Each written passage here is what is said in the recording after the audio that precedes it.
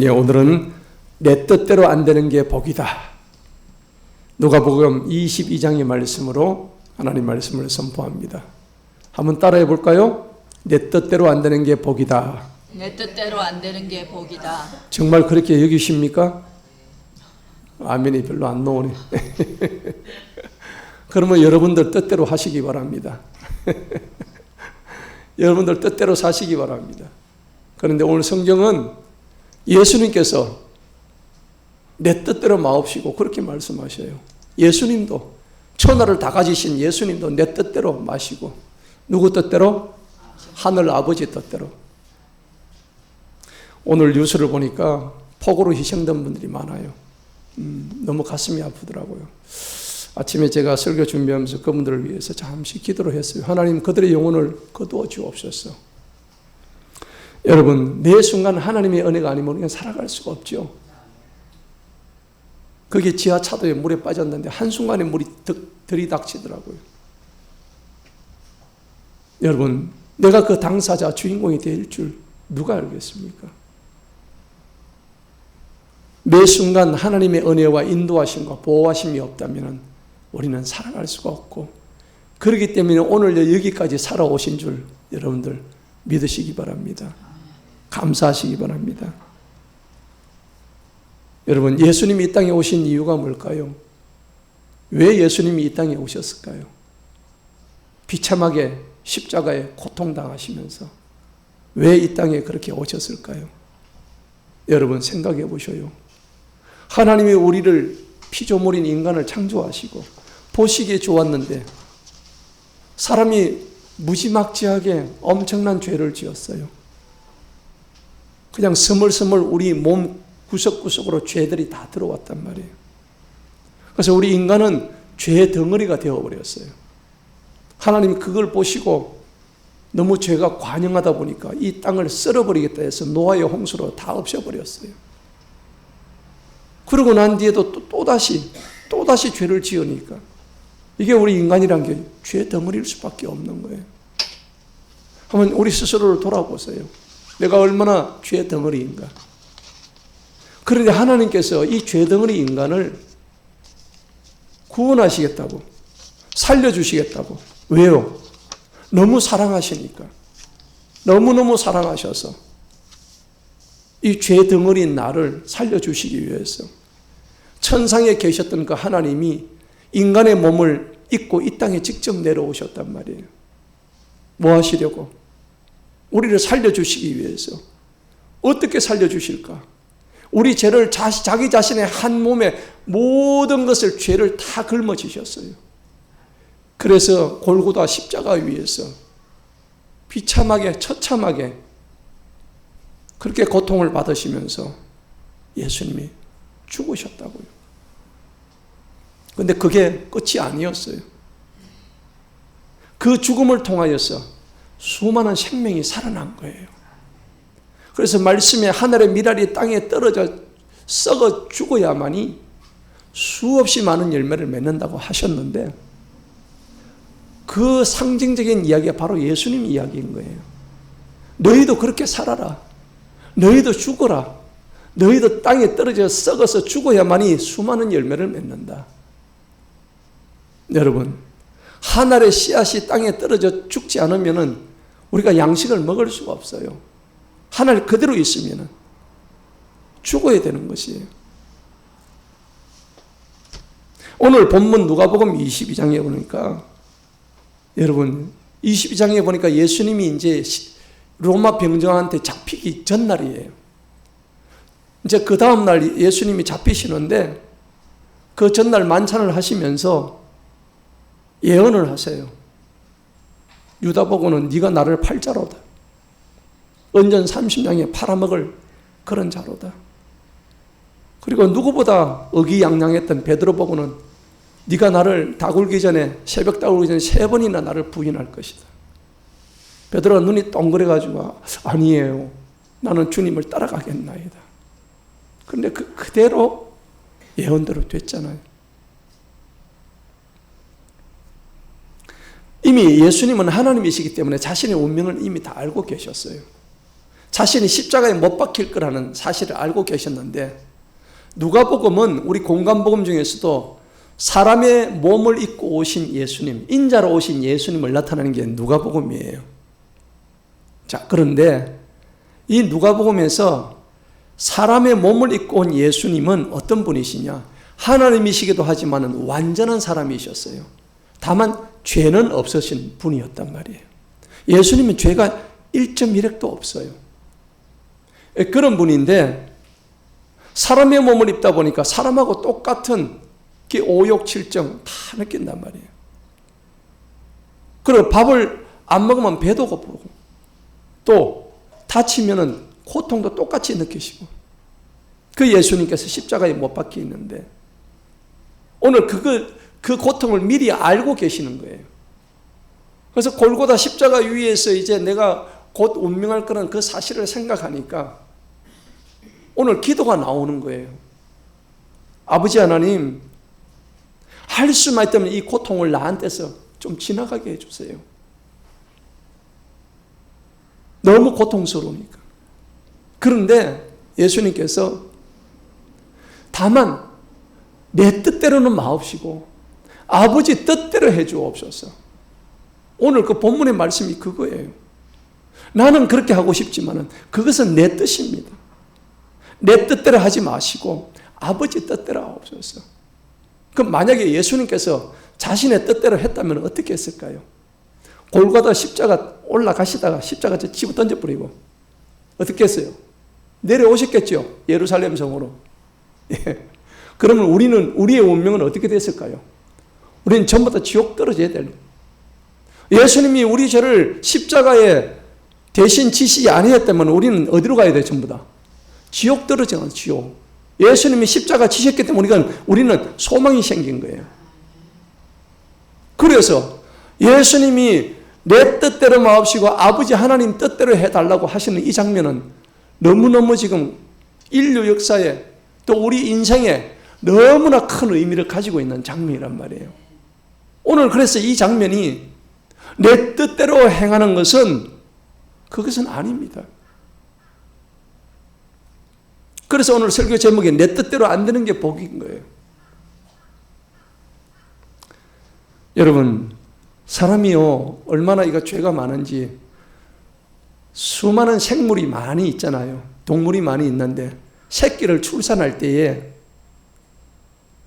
물론 조금씩의 차이는 있겠지만 고통이 있어요. 그런데 사람만큼 이렇게 고통이 심한 종은 없습니다. 사람은 새끼 하나 놓으려면은 배가 틀어지고 산통을 누구는 한 10시간도 한다더라고요. 이거 기본 한두 시간은 다 하셨을 거 아닙니까?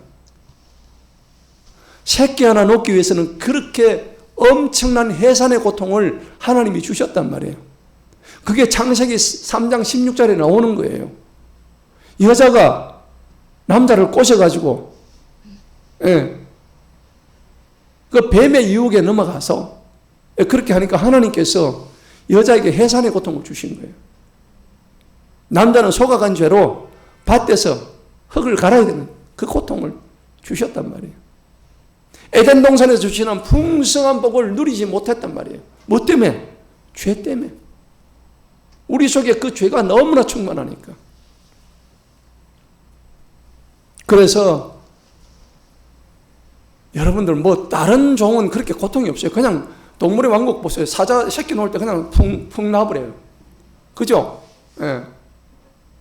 들판에 사슴 새끼 놓을 때 그냥 조금 걷다가 폭 나버려요. 사람처럼 죽는다고 나 살려달라고 막 고함치는 게 없다니까. 이게 전부 다 죄 때문이라고. 그런데 고통 없이 생명이 없다는 것을 영적으로 우리는 그걸 보고 알아야 됩니다. 한 생명을 잉태하기 위해서는 그 정도로 해산의 고통을 가져야 된다는 것을 상징적으로 나타내 주는 거예요. 그게 갈라디아서 4장에 나오는 거예요. 그래서 내가 너희를 복음으로 낳은 영적인 자식들이다. 너희들은 복음으로 낳은 영적인 자녀들인데 해산의 고통을 다 누려야 된다고, 가져야 된다고 사도 바울이 그 얘기를 갈라디아서 4장에서 하고 있단 말이에요. 그래서 여러분들 이런 말이 있어요.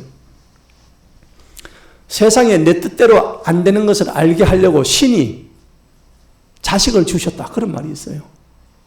여러분, 신이 자식을 준 이유가 뭐냐면 세상이 네 뜻대로 안 되게 하는 걸 알게 하기 위해서. 여러분, 자식이 제 마음대로 됩니까? 내 마음대로 100% 된 분 없죠? 우리도 그랬던 것처럼 자식이 내 마음대로 안 돼요. 그런데 오늘 우리가 본문을 보게 되면 우리가 알아야 될 교훈이 굉장히 많이 있습니다. 한번 본문 보시겠습니다. 예수님께서 잡히시기 전 감람산에서 기도하시는데 39절을 보게 되면 예수께서 나가서 습관을 따랐다 하는 거죠. 습관. 기도하는 습관입니다. 여러분, 하나님의 임재가 내 속에 이제 늘 경험하는 그런 분들은 기도가 습관이 되어 있어요. 하나님과 늘 동행하고 하나님의 임재가 내 삶에서 늘 같이 있는 분들은 그냥 기도가 저절로 나오게 되어 있어요. 그런데 예수는 똑같단 말이에요. 습관을 따라서 기도했다는 거예요. 기도하는 습관이 그냥 늘 있는 거죠. 그래서 우리가 기도를 영적인 호흡이라고 그러잖아요. 들숨과 날숨이에요. 자, 그러면은 습관을 따라가지고 이제 기도하러 올라가셨는데 40절에 가가지고 제자들한테 이렇게 말씀하셔요. 유혹에 빠지지 않게 기도하라. 뭐에 빠지지 않게? 유혹에 빠지지 말라. 자, 그러면은 기도를 해야 되는 이유가 오늘 여기 다 나오는 거예요. 기도는 유혹에 빠지지 말게 하라고 기도하는 거예요. 왜냐하면 우리의 머리와 우리의 마음과 생각은요, 항상 열려 있어요. 뭐에? 세상에 열려 있고 마귀한테 항상 오픈이 되어 있단 말이에요. 그래서 마귀가 늘 우리 주변을, 우리 이 머리 주변을 뱅뱅뱅뱅 그냥 파리 모기처럼 뱅뱅뱅 돌다가 어느 순간 탁 치고 들어옵니다. 가룟 유다에게 사탄이 들어왔더라 그랬습니다. 예수님을 팔아먹을 생각을 집어넣었더라. 그렇습니다. 우리도 습관처럼 기도하지 않고 예수님처럼 늘 하나님의 임재를 경험하지 않으면은 우리의 뚜껑 속에 마귀가 뚜껑을 열어가지고 바로바로 쏙쏙 들어오는 거예요. 이게 우리가 신앙생활에서 흔히 볼 수 있는 증상이라고요. 그러니까 기도가 왜 필요하냐니까 내 뜻대로 살지 않기 위해서 기도하라는 겁니다. 기도를 안 하면 그냥 내 뜻대로 살아가는 거예요. 그리고 오늘 예수님께서 분명히 40절에서 유혹에 빠지지 않게 기도하라고 정확하게 말씀하십니다. 예수님은 기도의 목적을 오늘 유혹에 안 빠지게끔 기도하라고 명확하게 알려주시는데, 여러분, 사람들은 왜 그러면 유혹에 빠질까요? 유혹이 많이 빠지잖아요. 저와 여러분들도 유혹이 많이 빠졌죠. 많이 빠졌죠. 그런데 성경은 사람이 유혹에 빠질 수밖에 없는 존재라 하는 것을 곳곳에서 말씀하고 있습니다. 창세기 6장 5절에 보니까 여호와께서 사람의 죄악이 세상에 가득하다고 표현하고 있습니다. 그리고 그의 마음으로 생각하는 모든 계획이, 사람이 생각하는 모든 계획이 항상 악하다고 성경이 이미 규정하고 있다는 겁니다. 우리 생각 자체가 악한 거예요. 또 마가복음 7장에 가면 21절로 23절에 사람 속에서, 마음에서 나오는 것은 악한 생각이라고 정확하게 규정을 하고 있습니다. 거기 보니까는 첫 번째가 음란이에요. 수많은 종류 중에 사람은 다 음란하다는 거죠. 육적 음란, 영적 음란, 그저 어떻게 하면 하나님을 벗어나고 하나님을 떠나고 우상을 숭배하고, 그것이 우리의 음란한 우리의 상태를 나타내 주는 거예요.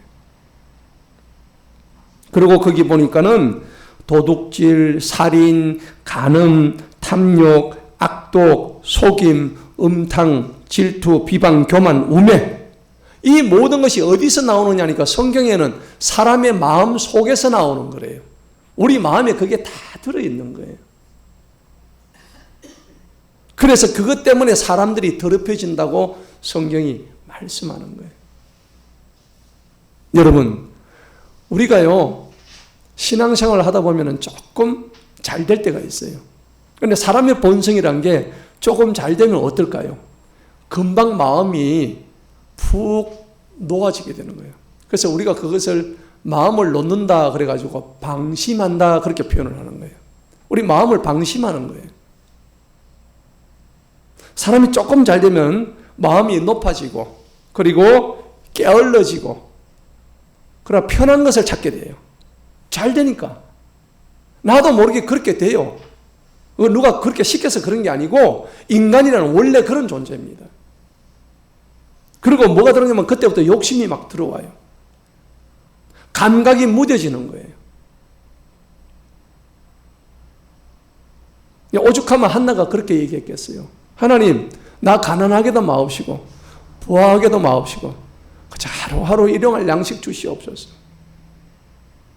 저는 그런 기도가 참 나올 때, 참 한나가 대단하구나.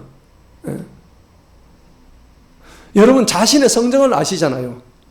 내가 돈이 좀 많고 내가 지식이 좀 많고 내가 권력과 명성과 뭐 부가 많다 그러면 내가 어떤 존재가 될 거는 스스로가 잘 아실 거예요. 내가 어떤 존재라는 거. 하나님 다 아시는 거예요, 여러분들은. 기도해야 되는 이유가 뭐냐 그러니까 늘 깨어있지 않으면 사탄의 밥이 되고 마귀의 놀이개가 되기 때문에 그래서 하나님께서 예수님께서 유혹에 빠지지 않게 기도하라는 거예요. 자, 그럼 예수님은 어떻게 그러면 기도를 하셨는가 한번 볼까요? 41절 한번 보십시다. 41절 보니까 그들을 떠납니다. 옆에 있는 제자들을 떠나가지고 돌 던질 만큼 가서 무릎을 꿇고 기도했더라. 돌 던질 만큼 거리니까 상당히 멀죠? 그죠? 그러면 그 정도 떨어져가지고 기도한 이유가 뭘까요? 예수님이 제자들과 바로 옆에서 기도 안 하시고 저기 떨어져가지고 기도하신 이유는 깊이 하나님을 만나기 위해서입니다. 예. 여러분. 그래서 인격적으로 하나님을 만나려고 그러면은 여러분들 아침에 조용히 와가지고 아무도 없는데 와서 기도하셔요.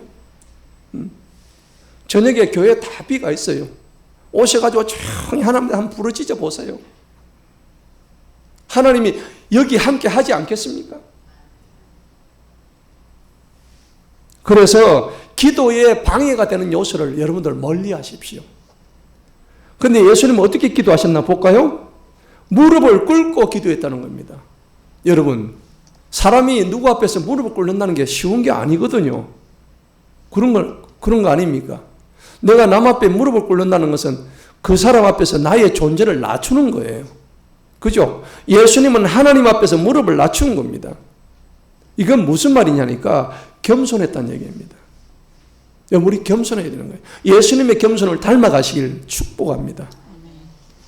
겸손해야 됩니다. 그래서 기도란 것은 내가 하나님 앞에서 나는 이런 존재라는 것을 항상 주님 앞에서 고백하는 거예요. 하나님, 나 이런 존재입니다. 나 연약합니다. 나약합니다. 그래서 결국은 이 말씀은 내 뜻이라는 것이 얼마나 이게 무서운 것인가, 얼마나 내 뜻을 주장하는 것이 얼마나 위험한 일인가, 이것을 오늘 상징적으로 나타내 주는데, 오늘 그게 42절에 보니까는 예수님이 하신 말씀에 고스란히 다 드러나요.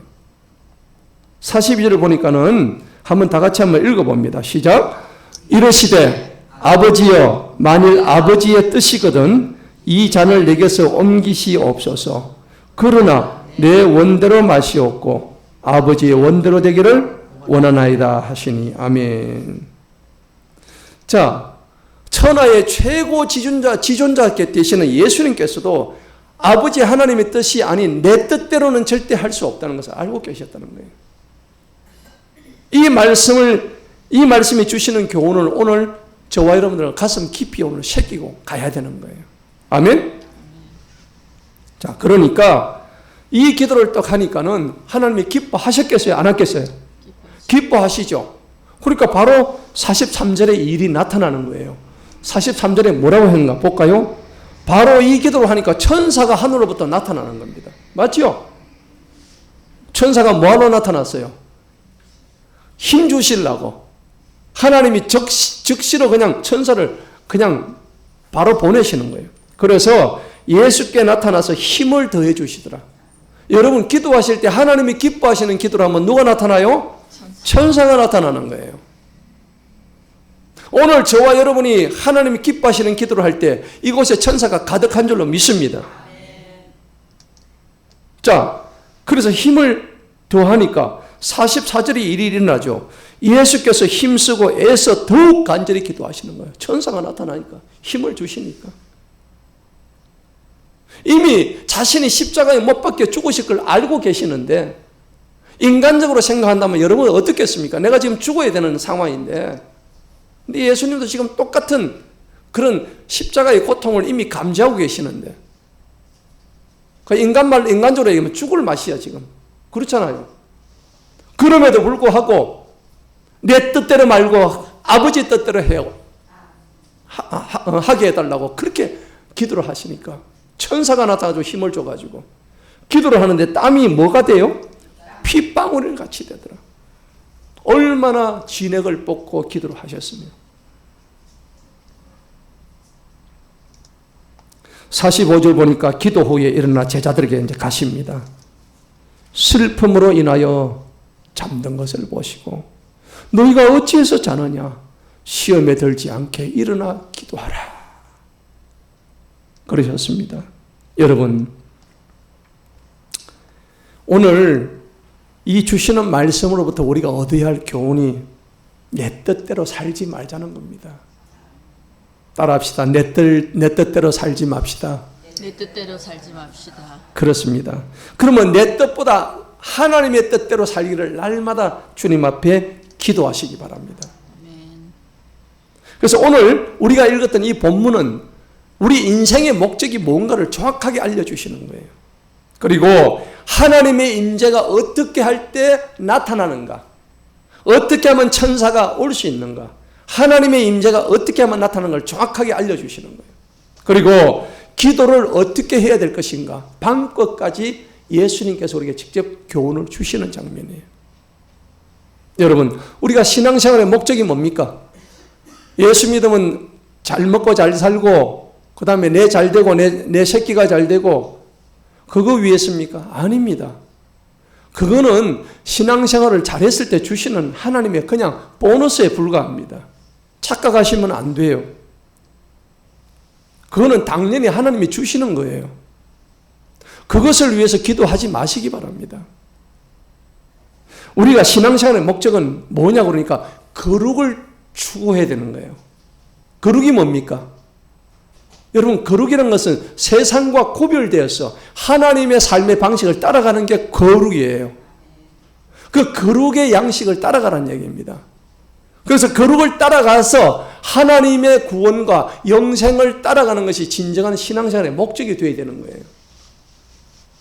그러면은 어떻게 하면 거룩하게 될까요? 디모데전서 4장 5절에는 거룩하게 되는 방법을 이렇게 말씀합니다. 오직 너희가 말씀과 기도로 거룩하게 되느니라. 성경이 정확하게 기록하고 있어요. 여러분, 거룩하기를 원하십니까? 그러면 거룩하게 되는 방법이 두 가지가 뭐라고요? 말씀과 기도밖에 없다. 거룩은 말씀과 기도 위에는 될 수가 없는 거예요. 말씀 생활, 기도 생활 해야 거룩하게 되는 거예요. 내가 거룩하니 너희도 거룩하라. 내가 완전하니 너희도 완전하라고 하신 그 주님의 말씀이 오늘 저와 여러분의 그대로 삶에서 나타나기를 축복합니다. 이거 게을리하면 신앙생활 백날 해봐도 소용없어요. 40년을 교회 생활해도 아무런 소용이 없습니다. 실패입니다. 여러분들, 기도 응답을 100% 받는다고 자신하세요? 여러분, 기도 내가 했더니 100% 다 받았다는 손 한번 들어보세요. 없잖아요. 그래도 내가 한 50% 정도는 받았다. 네, 50%. 예, 한 분 계시네. 나머지는 몇 프로입니까? 10%입니까? 자, 중요한 것은 몇 프로가 됐든 그게 중요한 게 아니고 오늘 제가 지금 말씀한 오늘 본문 말씀만 잘 지키면은 오늘 이 설교 말씀을 여러분들이 잘 이해만 하신다면 기도의 응답은 안 되는 것이 전혀 없습니다. 완전하게 다 된다는 겁니다. 그것을 제가 오늘 말씀을 통해서 여러분들에게 알려드리려고 하는 거예요. 그래서 원론적으로 이야기하면은 의인의 기도는 100%다 응답된다는 것입니다. 할렐루야. 의인의 간구는 역사하는 힘이 크다고 성경이 말씀을 하시거든요. 저와 여러분이 의인이라면은 저와 여러분들이 하나님께 드리는 그 기도는 100% 응답이 된다는 것입니다. 그래서 제가 늘 말씀을 드리는데 기도 응답에는 세 가지 유형이 있다고 했죠. 첫째는 예스입니다. 그래, 내가 네 기도에 응답해 줄게. 두 번째는 안 돼, 너 아니야. 하나님께서 기도 응답 안 해주십니다. 세 번째는 기다려, wait, 기다려. 자, 그럼 이 각 세 가지 우리의 기도의 응답의 유형이 있는데 이거 자세히 한번 우리가 알아봐야 되는 거예요. 언제 그러면 예스 하실까요? 느헤미야 8장 10절에 보면 너희가 하나님을 기뻐하는 것이 너희의 힘이라고 말씀하셨어요. 하나님을 기쁘시게 하는 것이 믿음이라고 히브리서 11장 6절에서 말씀을 하셔요. 맞죠? 믿음만이 여호와를 기쁘시게 한다고 그 믿음장에서 분명히 말씀하시는 거예요. 그러면은 아브라함의 믿음, 요셉의 믿음, 그 다음에 모세의 믿음을 가지고도 다윗의 믿음을 가지고 얼마든지 하나님 앞에 하나님 네가 어디로 가든 내가 너와 함께하리라. 다윗이 가는 곳마다 이기게 하시더라. 하나님이 우리에게 주시는 그 약속의 말씀을 그대로 예스의 응답으로 받아올 수가 있는 거예요. 그래서 솔로몬 같은 경우는 하나님을 기쁘시게 하니까요. 내가 구하지 아니했던 것까지 다 주셨잖아요. 할렐루야. 이게 예스예요. 하나님을 기쁘시게 하는 것이 하나님의 응답을 바로 받는 직선 코스란 얘기입니다. 급행 코스란 얘기죠. 그런데 성경에 보면요. 하나님께서 마지못해서 예스하는 경우가 있어요. 누가복음에 보면은 탕자의 비유가 나오는데 집 나가는 아들이 자기 아버지 보고 비웁니다. 아버지 곧 죽을 건데 죽어서 주지 말고 살아있을 때 그 유산 내한테 좀 미리 좀 땡겨줘요. 그러니까 아버지가 어떻게 해요? 땡겨줘요? 안 땡겨줘요? 땡겨줍니다. 가불해가지고 유산을 가불해 주는데 이놈이 밖에 나가지고 어떻게 해요? 홀라당 다 탕전하고 걸뱅이 돼가지고 아주 그냥 그렁뱅이가 돼가 집에 들어와요. 이 비유는 뭐냐니까 그런 자식도 하나님이 사랑하시고 구원하신다는 것을 비유적으로 설명하시는 거예요. 자, 그렇다 그러면 거기서 그 둘째 아들의 그 기도와 간구에 억지로 허락하시는 하나님의 그 큰 계획을 우리가 생각 안 할 수가 없어요. 우리가 사무엘서도 우리가 읽고 지금 좀 강의하고 있지만은 거기도 보면은 이스라엘 백성들이 하나님의 통치를 싫어하는 거예요. 하나님 직접 통치하는 신정 정치 이제 그만하시고 우리한테 뭘 달라고 요구를 해요? 왕 좀 주세요. 우리를 통치할 왕을 좀 주세요. 그렇게 얘기하는 거예요. 하나님이 그 요구를 들어주셨나요? 안 들어주셨나요? 들어주신 거예요. 그런데 문제가 있어요. 돌아온 탕자도 들어주셨지만은 결과적으로 이 자식이 탕진해가 돌아왔어요. 이스라엘 백성들이 하나님을 무시하고 하나님을 거부하고 왕 달라고 그랬는데 결과적으로는 그 왕들이 전부 다 어떻게 해요? 다 우상숭배하고 파멸하고 왕국 자체가 무너져 버렸어요. 하나님을 경외하지 않으니까. 나라 자체가 없어져 버린 거예요. 하나님께서 어쩔 수 없이 저들 요구에 응하셨던 케이스인 겁니다. 문제는 내가 원하는 대로 되었을 때 그것으로 기뻐하지 마십시오. 내가 원한다고 하나님 기뻐한다고 생각하지 마세요. 내가 기뻐하는 것이 진정 하나님도 기뻐하시는 거에 초점을 맞추시기 바랍니다. 그럴 때 그것이 진짜 백이 예수가 되는 거예요. 자, 그런데 두 번째, 하나님이 노 하실 때가 있어요. 안 돼. 하나님 이것 좀 하게 해주세요.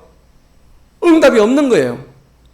그러니까 사람들이 전부 다 하나님 안 계시는가 보다. 하나님 나 싫어하는가 보다. 그래서 하나님을 다 떠나버려. 심지어는 이제 하나님하고 영영이 빠이빠이 해가지고 그 사람은 지옥 가는 거예요. 그래서 우리가 이럴 때 보면은 하나님한테 불평하고 불만 가지고 불신하고 결과적으로는 수준 이하의 신앙을 가져서 하나님과 완전히 이별되는, 그래서 보이지 않는 세계, 보이지 않는 하나님에 대한 이해가 부족한 거예요. 그런 사람들은. 하나님이 기뻐하시지도 않는데 자기 뜻대로 되게 해달라고 하는 것은 뭐냐니까 재앙이에요. 저주예요. 그렇게 되면 그게 바로 그 사람한테는 완전히 폭탄과 같은 재앙에 불과한 겁니다. 엊그제 우리 큰딸 효빈이가 전화가 왔어요. 아빠, 왜? 우리 큰 손주 라이가 아파가지고 보험금을 청구를 3만 원을 청구를 했는데 잘못 이렇게 지가 착오를 해가지고 작은 딸 병원에 입원했을 때 치료비 100만 원 나온 걸 잘못 넣었대요. 그런데 지가 착오한 거죠. 근데 보험회사에서 그걸 보고 확인도 안 하고 거기도 착오해서 100만 원을 보내온 거예요. 잘했죠? 3만 원 봐야 될 거 100만 원이 돈이 입금된 거예요. 보험회사에서. 아빠 이거 어떻게? 어떡하기는 돌려줘야지. 연락해. 그래서 막 연락하고 그랬어요. 그걸 내 뜻이라고 생각한다면은 하나님이 기뻐하실까? 나는 좋지. 그 돈이 들어왔으니까. 그게 아니잖아요. 내가 기뻐하는 것과 하나님이 기뻐하는 건 다른 문제죠. 그래서 내가 그랬습니다. 효빈아, 너는 그걸 가지고 어떻게 생각할지 모르지만 하나님은 그걸 너의 신앙을 테스트하는 하나의 그 시금석으로 생각해라.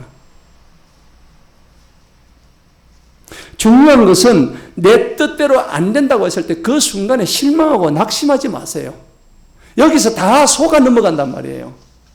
내가 지금 당장 어렵다고 해가지고 다른 방법을 찾고 다른 데 가가지고 기웃거리고 너 100점 100패예요. 내 뜻대로 안 되는 그때 하나님께 감사하시기 바랍니다. 하나님 앞에 정직해야 되는 거예요.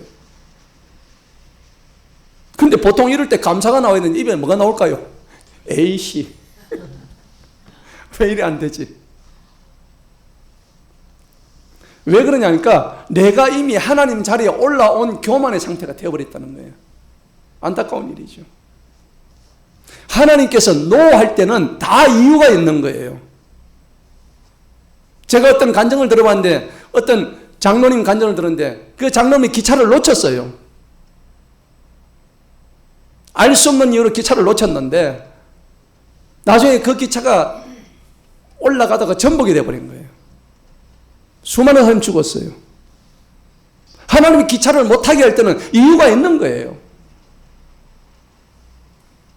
여러분, 이스라엘 백성들이 애굽에게 쫓겨가지고 지금 그 광야를 달리고 있는데 얼마나 가면서 원망했습니까? 하나님은 그들에게 죽이기 위해서 그랬던 그런 게 아니었단 말이에요. 이미 그들은 홍해 바다를 가르게 하시는 하나님의 역사 기다린 줄도 모르고 있었단 말이에요. 하나님이 노하실 때는 거기에 충분한 이유가 있다는 것을 기억하시기 바랍니다. 사도행전 16장에도 보면 사도 바울이 디모데와 함께 아시아로 그 선교를 전도를 하러 가는데 성령님이 가로막아요. 아시아로 가려는데 성령님이 못 가게 가로막는 거예요. 근데 사도 바울이 뭐라 그러냐? 즉시로 성령님의 의중을 간파하고 마케도니아로 자기 발걸음을 옮깁니다. 여러분, 하나님을 사랑하고 하나님의 명령을 듣는 사람들은 성령의 음성에 매우 민감하게 반응하는 것입니다. 여러분, 성령의 음성에 민감하시기 바랍니다. 세 번째는 뭐냐? wait. 기다리는 거예요. 기도하는데 하나님께서 답이 없는 거예요. 답이. 왜? 조금만 기다리는 거예요. 우리가 갈라디아서 5장에도 보면은 성령의 9가지 열매가 나오는데 그 중에 네 번째가 인내예요. 인내. 여러분, 신앙은 인내입니다. 기다림 없이 이루어지는 게 아무것도 없어요. 우리 전부 다 10달 동안 엄마 뱃속에서 오랜 고통의 시간을 갖다가 다 가졌기 때문에 이렇게 아름다운 생명으로 잉태가 될 수 있었다는 거예요. 여러분, 기다린다는 것은 어떤 이유가 있느냐 하면은 그 기다리는 동안에 뭘 해야 되니까 주님의 뜻이 어디에 있는지를 갖다 헤아리는 시간이 돼야 된다는 것입니다. 기다리는 이유가 그냥 기다리는 게 아닙니다. 그 기다리는 동안에 기도하면서 하나님의 뜻이 어디에 있었는가, 내가 회개해야 될 부분이 어떤 부분인가, 이것을 아주 정확하게 하나님의 뜻을 캐치하는 거예요. 그런데 우리는 어떻습니까? 못 참아요. 인내를 못해요. 성령의 열매가 내 삶에서 나타나지 않기 때문에 인내하지 않습니다. 내가 옳다 그러다 이미 다 판단을 해버려요. 이게 옳고 저게 그러다고. 내가 하나님이 된 거예요. 내가 쉽사리 남을 판단하고 내가 남을 정죄하고. 이게 아니에요. 하나님이 가장 싫어하시는 거예요. 하나님 우리를 가장 교만하게 보시는 게 바로 그런 부분들이에요. 조금만 기다리면 하나님의 뜻이 무엇인지 네 눈앞에 여실히 드러날 것이다. 할렐루야. 결국은 이 기다림이라는 게 뭐냐니까, 왜 기다리게 하시느냐니까, 우리가 하나님 나라 가기까지 기다려야 되는 이유예요. 의인에게는 고난과 환난이 많지만은 하나님은 의인의 고난과 환난을 우리의 영생을 위해서, 구원을 위해서 이미 작정하신 하나의 과정으로만 이해하시기 바랍니다. 우리에게 고난을 주신 이유는 우리를 괴롭히게 하기 위해서가 아니라는 것을 여러분들 분명히 자각하시기 바랍니다. 그래서 기다림에 실패하는 자는 천국에 들어갈 수가 없어요. 오늘 제 설교 제목이 내 뜻대로 안 되는 게 복이다. 따라합시다. 내 뜻대로 안 되는 게 복이다. 내 뜻대로 안 되는 게 복이다. 정말 그렇게 믿으십니까? 이것은 결국 뭐냐니까, 내 뜻, 내 생각, 내 의지, 그것을 버려야만이 내 속에 하나님의 뜻이 들어올 자리가 있다는 거죠. 이것을 이루기 위해서 하나님은 오늘 예수님을 통해서 기도하고 간구해라. 그리고 기도할 때 내 뜻대로 마옵시고 아버지 원대로 하옵소서. 이렇게 분명히 예수님의 입을 통해서 우리에게 제시하고 있는 거예요. 그리고 기도를 통해서 하나님과 끊임없는 주고받음, 소통이 이루어지는 거예요. 여러분 기억하시기 바랍니다. 마태복음 6장 33절에 뭐라 그랬습니까? 너희는 먼저 그의 나라와 그의 의를 구하라. 그리하면 이 모든 것을 너희에게 더하시리라. 할렐루야. 먼저 그분의 나라와 그분의 의를 구하면 뭘 주신다고요? 모든 것을 더하신다고. 할렐루야. 어떤 거요? 모든 것을 다 이루어 주신다고. Everything. 그죠? 어떤 것도 하나님이 다 이루어 주신다고 약속하셨어요. 성경의 말씀이에요. 제가 드리는 말씀이 아니고. 이제는 주님 뜻대로 살아야 되는 거예요. 그래서 내 뜻이 아닌 주님 뜻대로 살아야 되는 거예요. 나를 위해 죽으신 그 주님 뜻대로 살아가시기를 축복합니다. 그래서 제가 늘 부르는 그 찬양이 뭐냐니까, 주님 뜻대로 살기로 했네.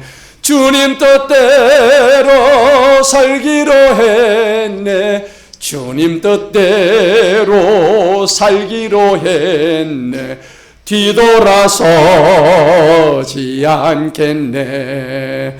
이 세상 사람 날 몰라줘도 이 세상 사람 날 몰라줘도 이 세상 사람 날 몰라줘도 뒤돌아서지 않겠네. 아멘.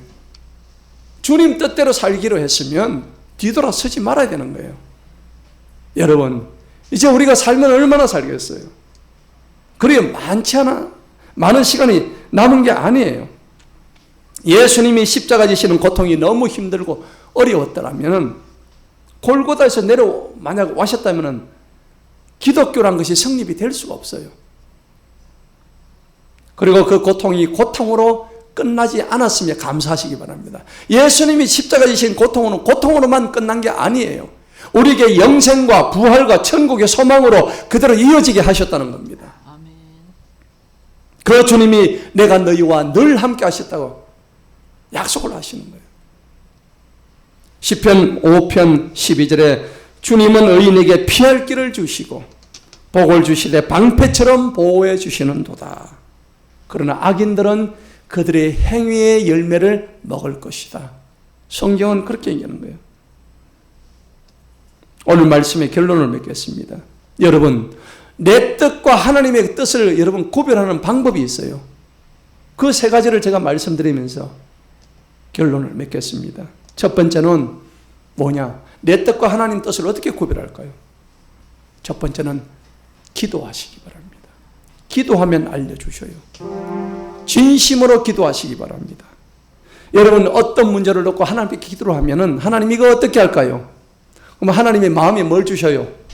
평강을 주시죠. 기쁨을 주시죠. 안식을 주시죠.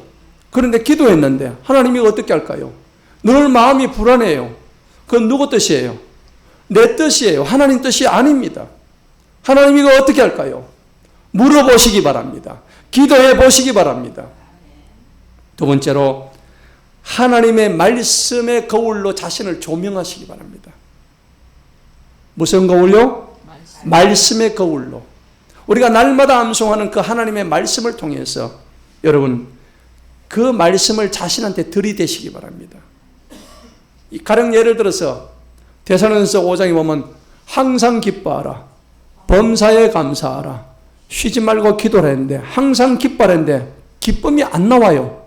누구 뜻이에요? 내 뜻입니다. 그죠? 맞죠? 항상 기뻐하고 범사에 감사하는데 이게 범사가 감사가 안 돼. 어느 순간부터 늘 입에서 10원짜리 욕이 나오고 불평, 불만, 불신 나와요. 그러면 내가 하려고 하는 이 뜻이 누구의 뜻이에요? 내 뜻에 불과한 거예요. 그래서 항상 하나님의 말씀을 가지고 나를 어떻게 하라고? 조명해라. 이게 두 번째 방법이에요. 뭐 예를 들어서 뭐 원수를 사랑하는데 그 원수, 저놈의 죽일 놈의 원수 너무너무 싫어. 근데 성경은 네 원수를 사랑하고 저주하지 말고 축복하라 했잖아요. 그런데 나는 어때요? 저놈의 원수 좀 죽었으면 좋겠는데. 그러면 그건 누구 뜻이에요? 내 뜻이에요. 내 뜻. 하나님 뜻이 아니에요. 그거는 자기 생각으로 살아가는 어리석은 사람이에요. 회개하시기 바랍니다. 철저히 회개하시기 바랍니다. 말씀으로 조명을 안 하기 때문이에요. 그런 분들은 하나님 말씀대로 살지 않기 때문이에요. 그리고 세 번째는 뭐냐? 믿음의 사람들과 어울리기를 원합니다. 늘 신실한 사람들과 어울리세요. 믿음이 없는 사람과 어울리지 마세요. 항상 우리 신앙 공동체 안에서 믿음의 사람들과 가까이 지내시기 바랍니다. 그러면은 그런 사람의 삶을 통해서 내 뜻인지 하나님의 뜻인지 다 드러나게 되어 있어요. 그래서 설교의 자리, 예배의 자리를 날마다 사모하시기 바랍니다. 여러분, 예배의 자리를 사모하지 않는데 하나님이 기뻐하지 않습니다. 하나님의 뜻을 알 수가 없어요. 예배의 자리에 나오지 않는데 어떻게 하나님의 뜻을 알 수가 있겠습니까? 성령의 감동이 들어올 수가 없는데. 사무엘 선지자는 뭐라고 그랬습니까? 사무엘상 12장 33절에 너희는 기도하는 죄를 범하지 마. 기도하지 않는 죄를 범하지 마라. 그랬습니다. 여러분, 기도하면 하나님이 알려주셔요. 기도가요, 내가 뭘 얻어내려고 하는 게 기도가 아닙니다. 착각하지 마세요. 기도하게 되면 하나님의 임재가 오게 되고 성령의 충만에 오면은 저절로 기도가 됩니다. 그리고 내가 기도의 자리에 앉아서 내가 뭘 기도해야 될지 걱정하지 마세요. 성령의 탄식함으로 인해서 내가 해야 할 말을 성령님이 하게 하셔요. 성령님이 내가 기도해야 될 뭘 기도해야 될지 다 알고 계십니다. 그럴 때는 내가 기도할 바를 알지 못하기 때문에 성령님의 탄식하심으로 말미암아서 내가 무엇을 기도해야 될지 하나님이 다 알고 계시는 거예요. 그저 나는 앉아서 주님의 이름만 부르고 있어도 하나님 내가 뭘 해야 될지 알려주세요. 하나님 말씀해 주세요. 이것만 해도 여러분 기도는 성공인 줄 믿으시기 바랍니다. 기도가 힘들면 하나님의 음성을 들으시기 바랍니다. 하나님 내가 뭘 달라고 해서 주시는 분이 아니에요. 여러분들이 기도의 자리에 나오는 그 순간부터 하나님이 이미 여러분 주시기를 시작합니다. 하나님을 사랑하면은 아버지가 자녀를 사랑하면 모든 것 주고 싶지 않습니까? 바로 그 마음이에요. 오늘 여기 앉아서 예배하는 것, 여러분들이 내 뜻대로 안 살았고 하나님 뜻대로 살았기 때문에 오늘 이 자리에 앉아있는 모든 것을 믿으시기 바랍니다. 오늘 우리가 암송했던 마태복음 16장 24절 말씀, 누구든지 나를 따라오려거든 자기를 부인하시기 바랍니다. 내 뜻대로 살지 말고, 그리고 자기 십자가를 지고 자기를 죽이란 얘기입니다. 그런 이유에 나를 따라오라고 성경은 말씀하시는 거예요. 아무리 내 생각이 옳고 내 뜻이 아무리 그럴싸하게 보여도 여러분 그 발걸음을 인도하시는 분은 여호와 하나님이십니다. 오늘 잠언 말씀 16장에도 그게 나왔잖아요. 사람이 마음으로 자기 길을 계획할지라도 그 발걸음을 인도하시는 분은 여호와 하나님이시라고 오늘 우리가 읽었던 말씀에도 잠언 말씀에도 그대로 나와 있는 거예요. 참새 한 마리가 땅에 떨어지는 것도 하나님의 허락이 없이는 아무것도 될 수가 없는 거예요. 여러분의 일거수일투족 하나님의 개입하심이 없으면 우리가 살아갈 수가 없다는 거 인정하시기 바랍니다. 여러분 이제는 내 뜻대로 안 되는 게 진짜 복이구나. 따라합시다. 내 뜻대로 안 되는 게 복이다. 내 뜻대로 안 되는 게 복이다. 그렇게 믿으십니까? 아멘. 그래서 오직 주님 뜻대로 하옵소서. 내 주여 뜻대로 하옵소서. 그것을 여러분들이 늘 기억하시고 그래서 승리하는 우리 모두가 되기를 축복합니다. 그런 의미에서 우리 찬송가 549장 한번 보십시다. 한번 불러봅시다. 뜻을 생각하면서 내 주여 뜻대로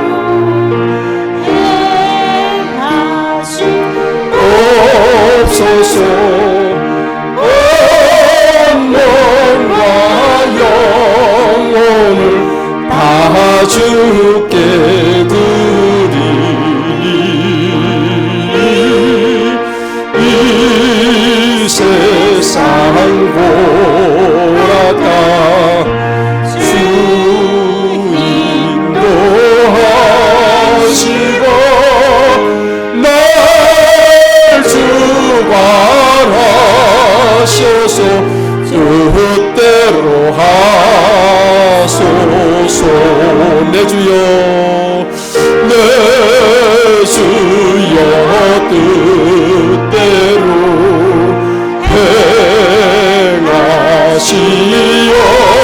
행하시옵소서. 큰 근심 중에도 낙심케 마소서. 주님 뜻대로는 우리도 하셨네.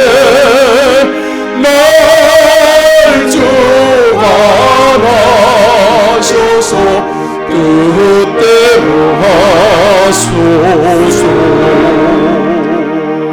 내 주여 뜻대로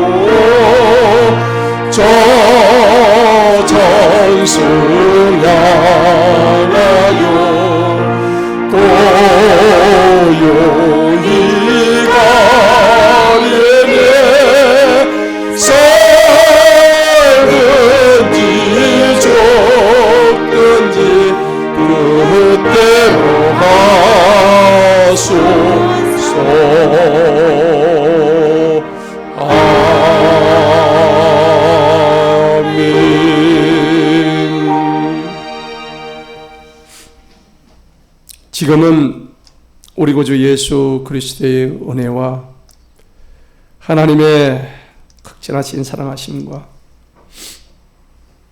성령님의 감동감화 내주 충만 위로하심이 이제 내 뜻대로 사는 것이 아니라 오직 주님 말씀대로 주님의 뜻대로 주님이 원하시는 모든 그 길대로 살아가기를 소원하는 사랑하는 선양의 모든 성도들 위해와 이 나라의 민족 위에와 전 세계 선교사들 위해 지금으로부터 영원토록 함께 계시기를 축원하옵나이다.